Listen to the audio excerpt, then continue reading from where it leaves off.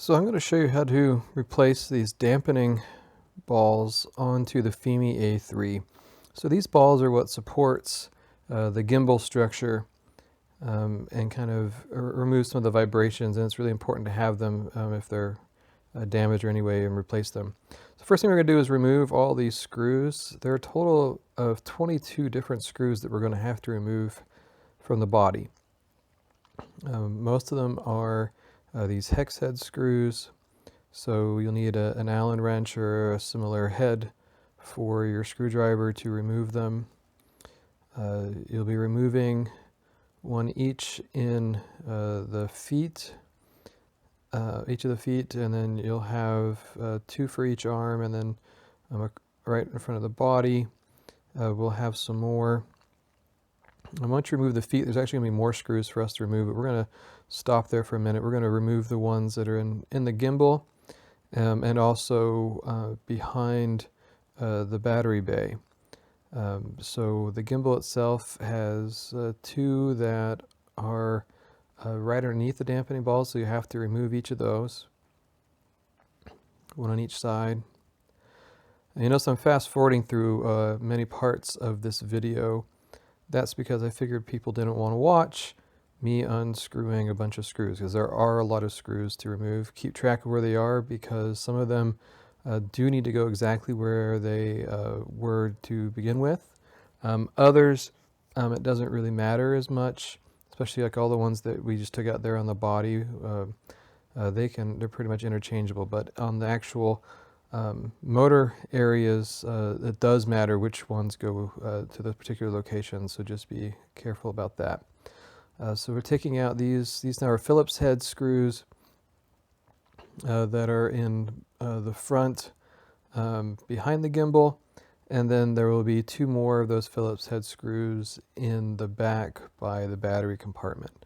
So you can't really see what I'm doing here, but it's pretty obvious if you look at it that you'll see those screws, and just remove them and make sure you don't drop them on the floor or anything. So here I am removing the back of the back two screws. I'm just kind of showing you what I'm doing there. So this does take quite a bit of time. It depends on how quickly you can remove screws, but once they're removed, on each of the motor areas, there are each of them has a screw that in my Fimi were white, and so they blended into the background. So if you just push your hex head into it, you'll be able to make that impression, access the screw head, and then just remove those. So again, keep track of these four because they do matter which side they go. Next, what we're going to do is we're just going to pop the top body apart. For some people, this just comes right apart. For me, it popped apart pretty easily, but there was glue holding on to the cables for my gimbals, so be aware of that. Don't just pull it up and rip it apart. Roughly, be gentle, pry it apart. I didn't need a screwdriver or anything to get this going. Just removing those screws was sufficient. And then you can see just how easily that is to pop off. Be wary of those antennae in each of the back legs. One's for the FPV feed, the other one is for the receiver. So you can see that I can't fully remove the back cover because it's glued to that wire that's coming off the gimbal motors. So I'm going to have to remove that wire. I tried doing the next steps without having to do that. So here I've already disconnected the gimbal cable wire from the board. Now I'm going to prop the board up. Just use the little screwdriver to get in some leverage. Be careful of the wires that are around the arms. You don't have to fully remove this. You just got to pry it up enough so that we can get access to those dampeners that we're going to be replacing. So again, some of this is kind of a faster speed just to show you what's going on without having you watch me try and work through this. But if you just take your time, it does pry up. None of the wires are any danger. Eventually here I'm just going to remove that cover by pulling on that glue very carefully, because I really need to get to underneath the gimbal, and this is really in my way. So what I did was I just grabbed really close to where the glue was and just carefully pried it loose.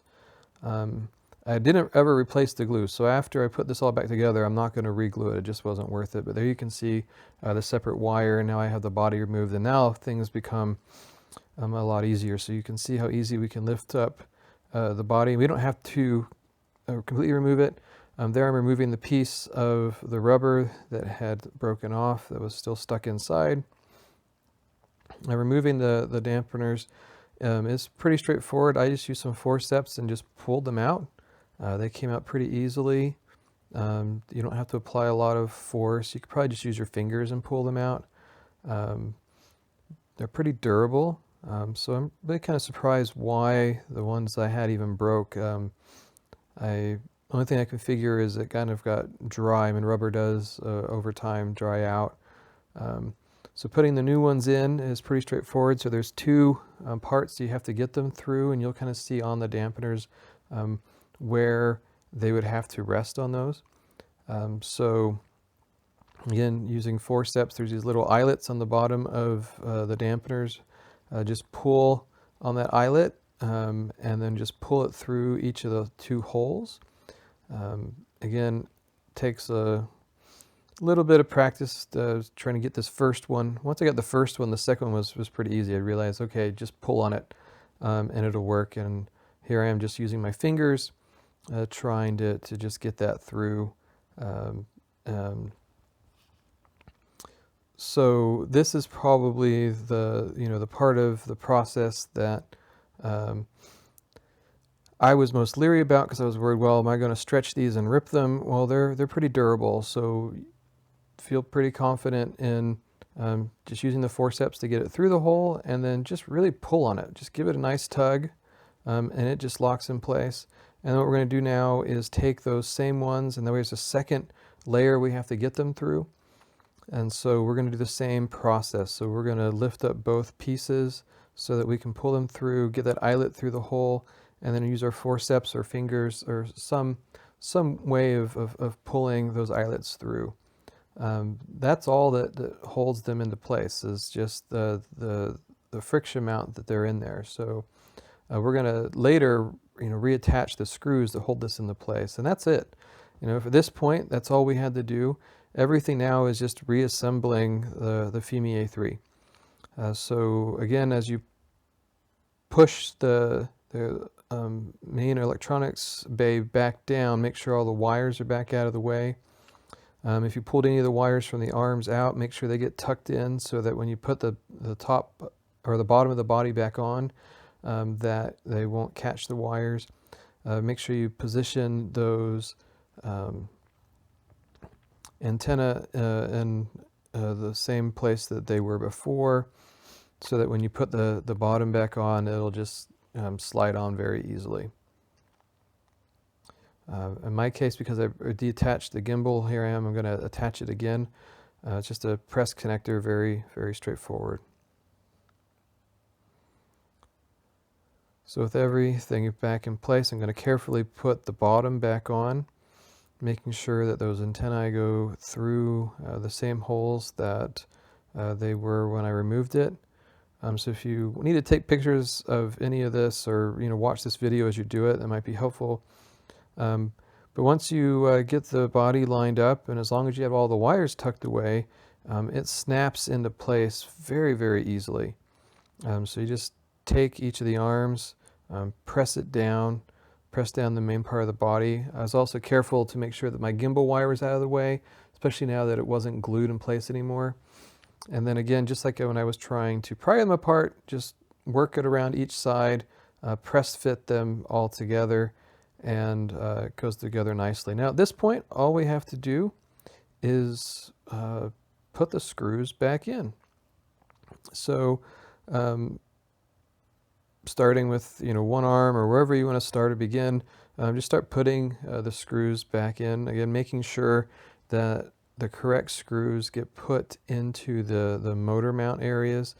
There is a specific order that they need to go in. The rest of the body screws, they're all identical. It doesn't matter which one goes in which hole. Here I am doing again the Phillips head screws that have to go in behind the gimbal, and then we'll do the same at the battery bay. Helps if you have a magnetic screwdriver so that it can hold those screws, so you don't have to try and figure out exactly how to get them in. So again, this is going much more quickly in terms of this video, just to show you where everything goes. But just take the screws, put them where they belong, put the feet back in. Again, make sure they're in the proper orientation. This is what they should look like, with the long part closer to the outside. It's especially important for those antenna positions. That's the only place that they'll really fit. So that should really kind of cue you in as to where they go. And just be careful when you put them in that you don't bend or damage those antennae. They're small and skinny and kind of fragile. So as I'm putting these screws in, realize that my head kind of is a cheaper head I found for this, and so it's gone through a lot of use. So I ended up using a hex key to finish off tightening all these screws. But hopefully you don't run into the problems of buying a complete screwdriver kit at the 99-cent store. So there's my Allen key tightening those down. Much easier if you have a nice tool to do this, especially again, there's more than 20 screws. So there it is, all the screws back into place, and the Fimi is ready for takeoff again. Now here's a bit of a bonus. I just want to show you how I mount my release mechanism. So we just take these two M2 screws and we line them up to the holes, and then we just screw them in, and that attaches this servo release mechanism down to the body of the Fimi A3. Pretty straightforward.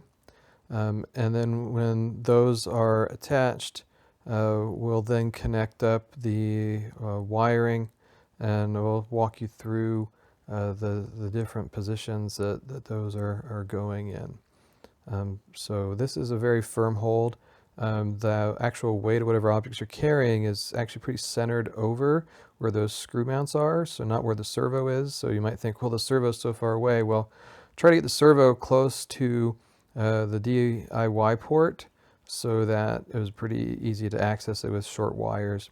So we're going to connect up the ground wire to the ground, the VCC to the VCC connector, and then the PWM to the PWM signal.